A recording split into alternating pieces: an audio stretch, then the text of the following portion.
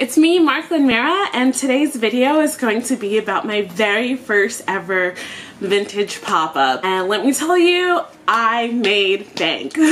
So if you want to watch ahead in the video, you'll find all of the things that I'm talking about now, but I just wanted to provide a quick list of everything that you'll probably need to start off if you want to have a little shop and be an entrepreneur, especially if you're really into vintage and thrifted things and flipping things. I used to flip on Depop or like Etsy, blah blah blah, but they take a 10% of your profits, and also you have to go through all the work of going to the post office.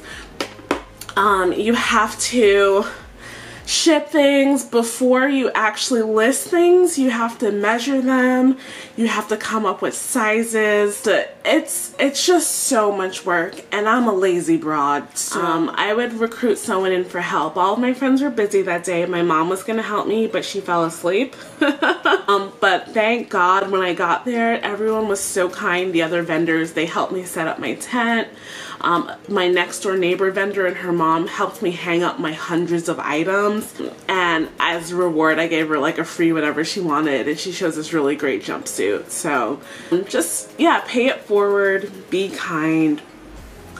But let's just get into the list of everything that you're gonna need. And merchandise. It's sad. There were a couple people who didn't have a lot of stuff, and you're clearly not going to make that much money if you don't have a lot of stuff to sell, because everything is different. People are going to see something, they're like, oh, that calls my name. But if you only have like 10 items, it's just unlikely you're going to sell 10 things. I probably brought 200 things, I don't know, a lot. And I probably only sold maybe 30 items, but I made over $500 in 5 hours, which is $100 an hour getting paid. Number two, you're gonna need a tent, especially if it's summertime. A lot of places will require that you have a tent. This one did not require it, but I'm so grateful that I did. The pop-up was from 12 to 5. It was outdoors. It was very hot. It's summertime still. It was over 90 degrees. I got my tent from Academy Sports. I'd been searching for a tent for a long time on Facebook Marketplace because I hate spending full price on anything, and I couldn't find one in time for the pop-up. So I ordered one from Academy Sports. It was only $48, and it was orange and beautiful. Technically 8 by 8, but the feet were 10 by 10. So I don't know why people are spending $150 on tents. Go to Academy Sports. You're also going to need a table, somewhere to display your items. I got a 6 by 6 foot Costco folding table. I got it on Facebook Market for $30. You're going to need racks. I use the racks that I've had in my house that I got on Facebook Marketplace for a very good deal. I have a tall one. I brought 2 tall silver ones and the gold rack, which was a nightmare to put up because it's made out of pipes, but it holds a lot of things. And I separated my plus size items were on that gold long rack, and then my straight size items were on the other 2 racks. Hangers, lots and lots of hangers. Facebook Marketplace, I bought a giant trash bag full of hangers for $15. It was a good deal. You don't need this, but I find it's really helpful in terms of getting more sales, was a changing tent, a pop-up changing tent. Again, I bought it on Facebook Marketplace for like $20, I'm sure.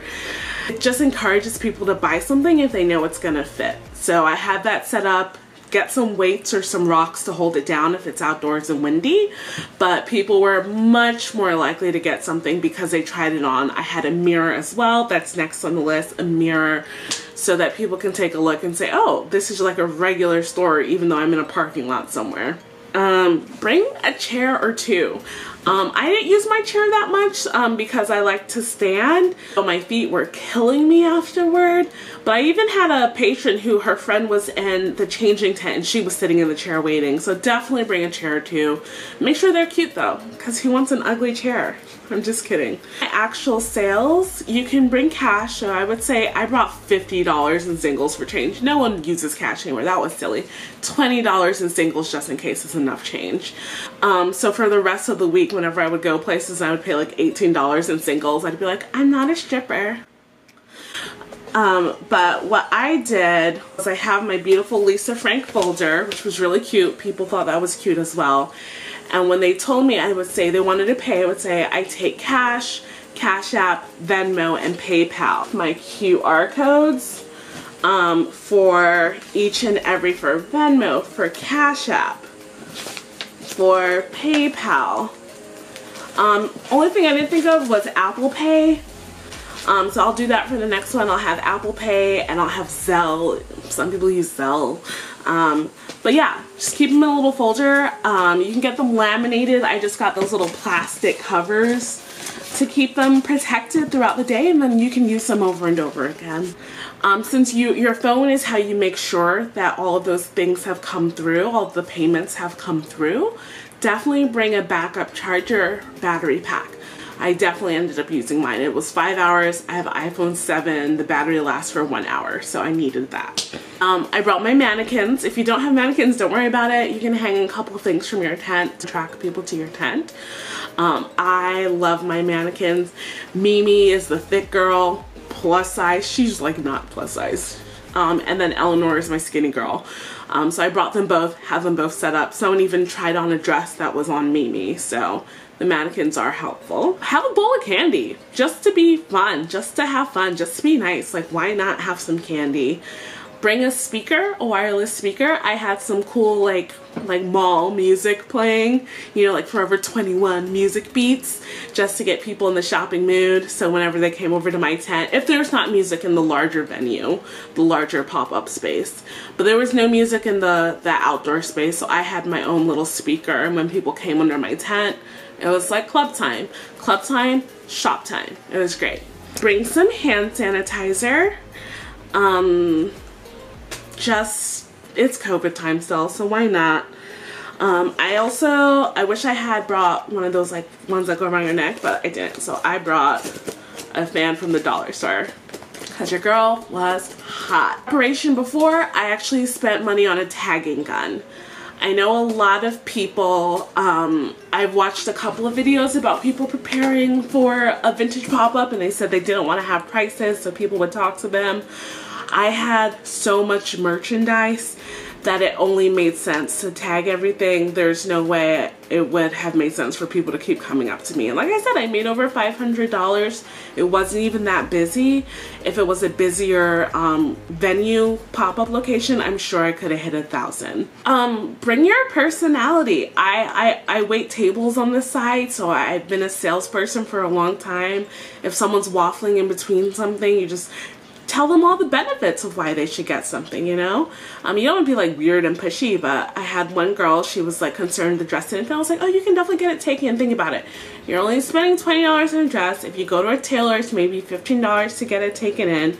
You only spent $35 on a dress that's so unique, which you could have got at Target, and a million other people would be wearing it for the same price, you know? So, try to hustle with your personality, and most importantly, have fun. People can tell if you're miserable. They're a lot more excited to have fun and eat some of your candy if you're also having fun. All right, enjoy the video. Preparation for my very first vintage pop-up. I want to say I have hundreds of items. So far, 1, 2, 3, 4, 5 bins. Which I'm hopefully going to have room to hang everything. I have 3 racks prepared. This one really large gold rack, and those 2 silver racks. And yeah, there's just a lot of really beautiful things. Look at that. 60s representing. My prices really aren't that high. I did buy a tagging gun, and I priced everything. It's just because I have so much stuff, it seems like it's going to be easier to price everything. 44. This amazing dress. This is another amazing dress. So a lot of vintage things. 60s through the 90s. I hate Y2K. And those are all bathing suits. I have a little sign for my mom jeans, $20, because I have so many. Most of them are plus size, which is excellent, because my shop started out only as plus size, but then I kept on seeing so many cute straight size things that I started buying straight size, and it's like almost overwhelmed my plus size collection. But yeah, I just wanted to show the process. These are racks that were in the sunroom. I'm gonna fold them down. Right here it's orange, goes with my theme. Yeah, it's a lot of clothing. Oh my god, look at this dress. Beautiful. I don't know if anyone's gonna spend $60 on it, but they should because it's absolutely gorgeous. Some 90s plus. I have my steamer. I was gonna steam things, but there's just so many things representing Sex and the City, but like the 80s. So let's do this. Stocked and loaded. Check that out.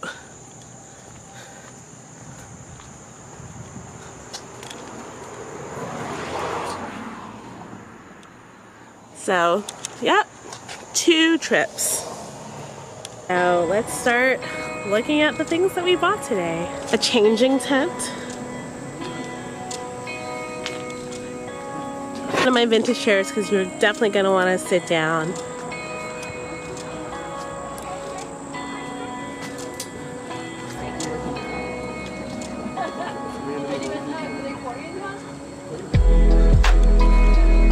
A mirror.